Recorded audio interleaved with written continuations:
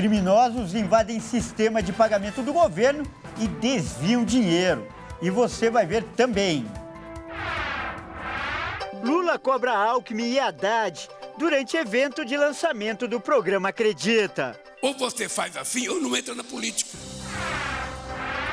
8 em cada 10 brasileiros que atrasam uma conta são reincidentes. Dono do futebol do Botafogo presta depoimento no Senado e diz que vai provar a manipulação de resultados no Brasil. E ainda, hoje é celebrado o descobrimento do Brasil, mas essa data é motivo de discórdia. E tudo isso você confere a partir de agora no Jornal das 18h30. Olá, seja muito bem-vindo, nós estamos ao vivo. São 18 horas e 33 minutos pelo horário de Brasília. Eu sou o Kleber Werneck e a partir de agora você acompanha comigo as notícias do Brasil e do mundo desta segunda-feira. Uma ótima semana para você.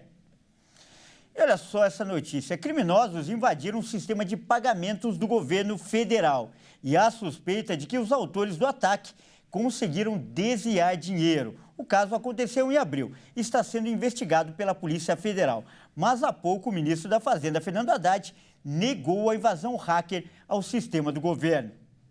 A Polícia Federal e a Agência Brasileira de Inteligência, ABIN, investigam o caso e atuam no rastreio dos suspeitos. O Tesouro Nacional, órgão gestor do Sistema Integrado de Administração Financeira, CIAF, implementou medidas adicionais de segurança para autenticar os usuários habilitados para operar o sistema e autorizar pagamentos. Segundo as investigações, o sistema de autenticação de usuários sofreu um ataque e gestores habilitados para fazer movimentações financeiras tiveram seus acessos utilizados por terceiros sem autorização. De acordo com a PF, o caso começou a ser investigado por especialistas em segurança cibernética da corporação há cerca de 2 semanas. Valores teriam sido transferidos, mas ainda não há informações oficiais sobre desvios de verbas públicas e valores. Para falar mais sobre esse assunto, nós vamos conversar com um especialista, o Lucas Palha, que é especialista em direito digital. Boa noite, Lucas. Mais uma vez, seja muito bem-vindo aqui ao Jornal das 18h30. Boa noite, Kleber. Boa noite a todos e todas que nos escutam aí de casa. E olha só, as informações ainda são superficiais, mas a partir dos dados que nós já temos em mãos, dá para tirar algumas conclusões? Kleber, com certeza algumas conclusões podem ser tiradas, né? Como você muito bem falou, é superficial ainda a notícia, apesar de algumas semanas atrás, ela vem a público agora, recentemente, hoje, mas a gente tem como ter uma possível constatação que é mais uma possível falha de segurança ou uma falha humana, né, dos servidores do governo federal que envolvem o PIX, que envolvem esses meios de pagamentos do governo. O que reforça a fala, inclusive, de muitas pessoas do setor, Kleber, que falta um pouco de investimento em segurança da informação para esse sentido. Claro que a gente ainda vai ter mais capítulos, né, desdobramentos deste capítulo do que aconteceu, mas uma coisa é nítido e fato que a gente pode afirmar. Existem falhas que devem ser corrigidas o mais rápido possível, afinal de contas é um sistema que é muito visado por criminosos, por hackers, porque envolve a quantia de dinheiro relevante, envolve ali uma situação que a gente não tem muito como entender o por detrás. E, mais uma vez, a gente aborda a questão da segurança da informação pelo usuário, né, Kleber? Então, assim, a gente tem uma lei muito forte, que é a Lei Geral de Proteção de Dados, e existem outras regras e ordenamentos importantes de segurança da informação que já batem nessa tecla há alguns anos sobre a necessidade de revisão periódica das senhas, revisão periódica dos usuários, para evitar esse tipo de acontecimento com uma frequência que vem acontecendo ultimamente. E esse tipo de crime é muito difícil de ser rastreado, já que o dinheiro foi transferido para uma conta. Olha, Kleber, essa é uma pergunta bem interessante, porque na estrutura que a gente trabalha, normalmente nós, profissionais de segurança da informação, compliance, privacidade, como eu, a gente tem uma regra que é a follow the money, que é numa tradução literal como seguir o dinheiro, como muito bem você colocou.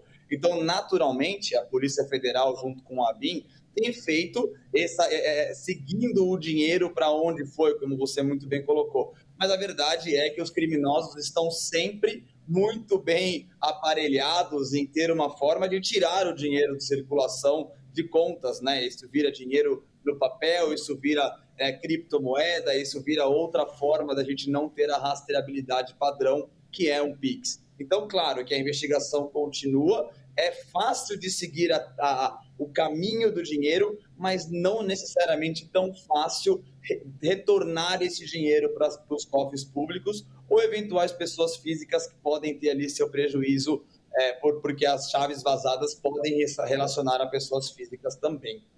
Tá certo, então, nós acabamos de conversar com o Lucas Palha, ele que é advogado especialista em direito digital. Mais uma vez, muito obrigado pela sua participação, Lucas. Obrigado, Kleber, sempre à disposição de vocês. Até a próxima. Boa noite. Boa noite.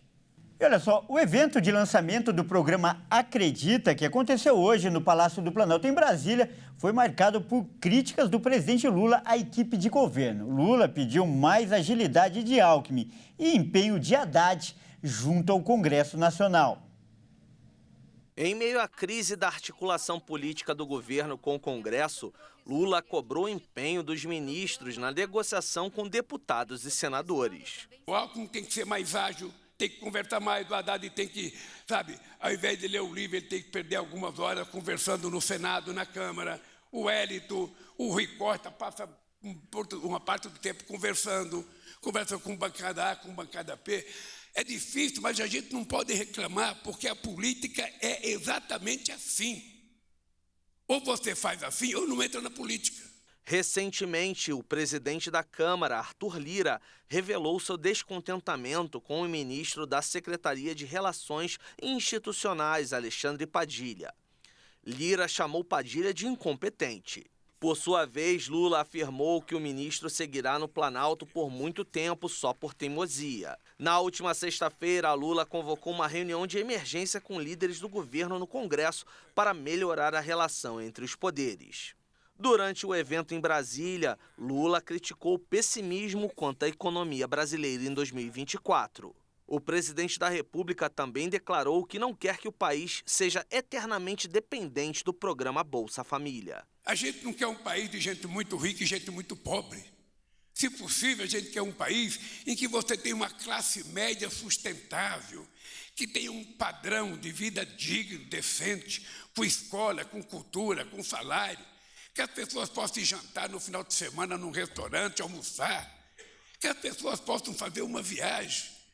É esse país que nós sonhamos. Nós não queremos um país que eternamente dependa de um Bolsa Família, que eternamente dependa de um Vale Gás. Uma pesquisa divulgada hoje mostra que 8 em cada 10 consumidores que atrasaram contas em março são reincidentes. O levantamento feito pela Confederação Nacional dos Dirigentes Lojistas, em parceria com SPC Brasil, o Serviço de Proteção ao Crédito, mostra que, em média, 2 meses e meio após fazer o pagamento de uma dívida em atraso, o consumidor já volta a ficar inadimplente de novo.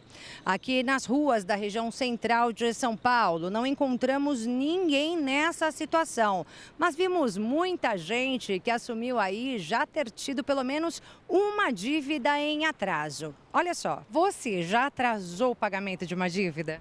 Já, uma vez. Era uma dívida que eu acumulei no cartão de crédito, assim, de coisas que eu comprava e eu não paguei e acumulou os juros. Já precisei atrasar, já fiquei com o nome negativado, já arrumei. E aí quando você arrumou o seu nome, limpou o teu nome, depois não sujou mais? Não, ainda não, né? Tem aqueles que sujam o nome, limpam o nome, sujam o nome de novo, limpam o nome, sujam o nome de novo. Você conhece pessoas assim? Eu conheço pessoas que já teve nome sujo. Agora, se limpou e sujou de novo, aí eu já não sei, mas deve ter pessoas sim. E acabam sujando de novo depois de quanto tempo? Eu acredito que em menos de um ano eles voltam a ficar negativo mais uma vez. É isso aí. Bem, segundo o SPC, esse alto índice de reincidentes mostra a importância do consumidor entender o valor de cada dívida e quanto consegue separar por mês exatamente aí para o pagamento de cada uma delas. Eu conversei com uma educadora financeira que traz agora algumas dicas. Primeira orientação é entender e conhecer quais são as dívidas estou inadimplente, ou seja, o que de fato eu estou devendo. Num segundo momento, é necessário mudar comportamento. Preciso reduzir alguns gastos do meu dia a dia para que aquele novo compromisso, sair da inadimplência, possa caber nesse orçamento. E a partir desta situação, modificar para que eu não volte mais a esse estado de inadimplência. E o prazo para adequar as embalagens dos produtos acabou hoje. Vamos conferir na reportagem do Fernando Jesus. Quando compramos uma bebida ou algo para comer, o que mais nos atrai é o sabor. Mas saber do que esse alimento é feito é muito importante para cuidar da saúde. E por isso, a Anvisa determinou que as empresas sejam obrigadas a trazer com clareza as informações nas suas embalagens. E os produtos nas prateleiras dos supermercados precisam ter em destaque nos rótulos a quantidade de cada nutriente. A ideia inicial da Anvisa era que essa regra entrasse em vigor em outubro do ano passado, mas o prazo para adequação foi estendido até esse mês de abril. A exceção serão os produtos que estão em estoque e foram fabricados antes da regra entrar em vigor. Os novos produtos deverão sair de fábrica com uma lupa destacando o alto teor de gordura saturada, açúcar adicionado ou sódio. Essa medida tem como objetivo diminuir o número de casos de diabetes, problemas cardiovasculares e a obesidade. E é importante lembrar que, de acordo com a Organização Mundial da Saúde, a OMS, uma pessoa saudável necessita de uma dieta de 2.000 calorias por dia, sendo 5 gramas de sal, 22 gramas de açúcar e, no máximo, 22 gramas de gordura saturada por dia. Mas e as pessoas? Será que elas perceberam a diferença nas embalagens? Pensando bem, a que se refere à alimentação de criança, que é a que eu mais reparo, sim. E você se atenta às informações nutricionais dos produtos vendidos nas prateleiras? Depende do que eu vou comprar, mas a maioria das vezes eu não olho. Eu olho mais a data de validade mesmo. Sim, tenho percebido a descrição, embora eu não me atente muito a isso, né? Eu simplesmente sou consumidor, mas eu tenho percebido sim. Tem tido a descrição bonitinha atrás de cada embalagem, de cada produto. Importante ter esse tipo de descrição nas embalagens? Sim, principalmente para quem quer levar uma vida saudável, para quem quer para regulação de dieta, dessas coisas, é muito importante sim. Sem elas a gente não tem como saber, né, como foi feito, como foi produzido. Essas informações são extremamente necessárias. E no fim de semana, o ex-presidente Jair Bolsonaro realizou uma manifestação em Copacabana, na zona sul do Rio de Janeiro. Mesmo em meio às investigações sendo feitas sobre o caso do ex-presidente Jair Bolsonaro, um ato convocado e organizado por ele reuniu cerca de 45 mil apoiadores na praia de Copacabana, na manhã do último domingo. Antes do evento, os manifestantes já se encontravam no local e ocuparam as duas pistas da principal avenida de Copacabana. Bolsonaro criticou o atual presidente Lula e os ministros do governo, além de citar Elon Musk e o caracterizar a um mito e um homem que preserva a liberdade. E voltou a defender a anistia, ou seja, perdão para os presos pelos atos de 8 de janeiro, como já havia feito no ato anterior na Avenida Paulista, em São Paulo, no fim de fevereiro. O político requereu justiça para o país. O que nós mais queremos é justiça com J maiúsculo. O que mais nós queremos é que o Brasil volte à sua normalidade, que nós possamos disputar eleições sem qualquer suspeição. Bolsonaro é alvo por suspeita de participação numa tentativa de golpe de Estado para permanecer no poder. O ex-presidente, ex-ministros, assessores e militares estão na mira de um inquérito no Supremo Tribunal Federal que investiga tal tentativa de golpe. E veja a seguir, Textor presta depoimento no Senado e diz que vai provar manipulação de resultados no futebol brasileiro. E ainda, hoje é celebrado o descobrimento do Brasil, mas essa data é motivo de discórdia. Nós voltamos já.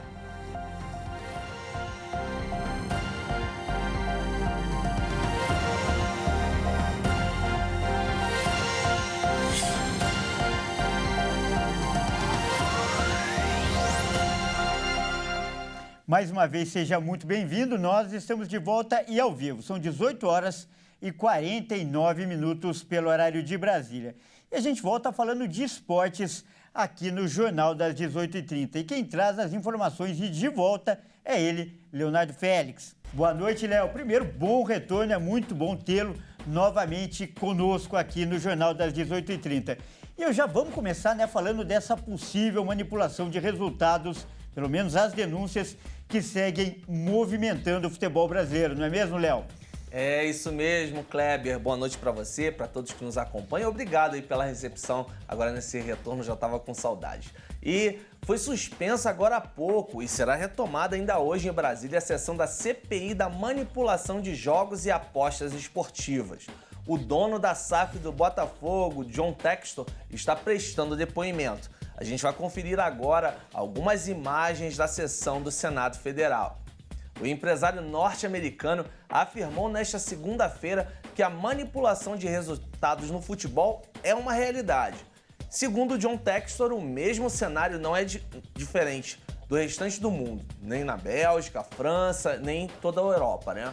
E o dirigente do futebol alvinegro foi convidado a prestar depoimento na CPI na condição de testemunha, após fazer denúncias, ainda sem provas concretas, de que houve manipulação no futebol brasileiro nos anos de 2022 e 2023. Textor disse ainda na sessão em Brasília que vai apresentar as evidências de manipulação no Campeonato Brasileiro em sessão fechada da CPI, para que o Senado, o STJD e a polícia possam tomar medidas. Complicado, hein, Kleber? Complicado e muito polêmico, né, Léo? E agora, então, vamos falar, de bola rolando.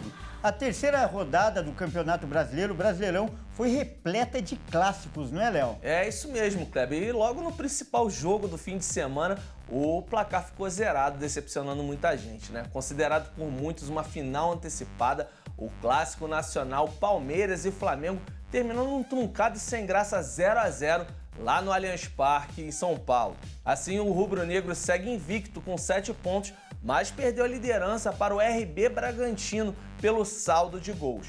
O Palmeiras é apenas o 11º com 4 pontos. Em Goiânia, o São Paulo venceu a primeira no Brasileirão, 3-0 em cima do Atlético Goianiense. E o novo técnico argentino Luiz Zubeldia foi apresentado hoje no CT do clube. Na Bahia, o clássico Bavi terminou em 2-2 no Barradão. E o tricolor levou a melhor, porque empatou nos últimos minutos, fora de casa, e chegou aos 4 pontos na competição. No Rio de Janeiro, o Botafogo goleou o Juventude por 5-1 e chegou à 3ª colocação na tabela. E em Curitiba, na Liga Arena, o Atlético Paranaense venceu o Internacional por 1-0. Com esse resultado, o Furacão fecha o G4 também com 6 pontos, Kleber.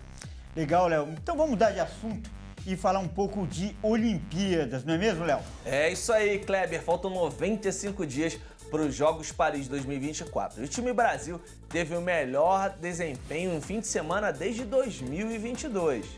A Rebeca Andrade brilhou mais uma vez. Na Itália, ela disputou o tradicional torneio de Gessolo e ficou com ouro nas barras assimétricas. Com esse título na Europa, Rebeca consolidou seu favoritismo para o lugar mais alto do pódio em Paris. Se ela garantir mais 4 medalhas na França, vai se consagrar como a maior atleta da história do país em Olimpíadas, considerando todos os esportes.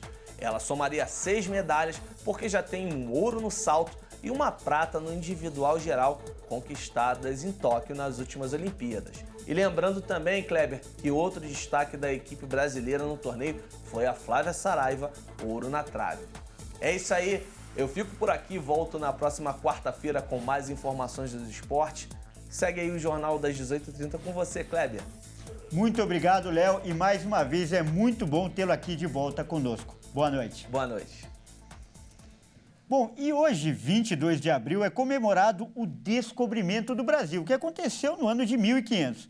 Mas a data certa deste acontecimento tão importante ainda é motivo de muita polêmica. Vamos conferir. A hipótese tem diversas explicações, incluindo o fato de que a descoberta só foi revelada no início do século XIX. Hoje é sabido que os portugueses aportaram a costa brasileira no dia 22 de abril de 1500, por causa de um documento que se tornou praticamente a certidão de nascimento do Brasil. Esse documento é a carta escrita por Pero Vaz de Caminha, comunicando ao rei lusitano Dom Manuel I o encontro das novas terras. Mas, segundo o relato de Caminha, o desembarque só aconteceu no dia seguinte, pela manhã, dia 23, na época uma quinta-feira. Ou seja, os navegantes avistaram sinais de terra no dia 21, tiveram a certeza no dia 22 e pisaram em solo brasileiro somente no dia 23. Se não bastasse isso, a carta escrita por Vaz entre os dias 26 de abril e 1º de maio foi concluída somente no dia 2 de maio daquele mesmo ano. Isso porque a monarquia havia determinado o sigilo.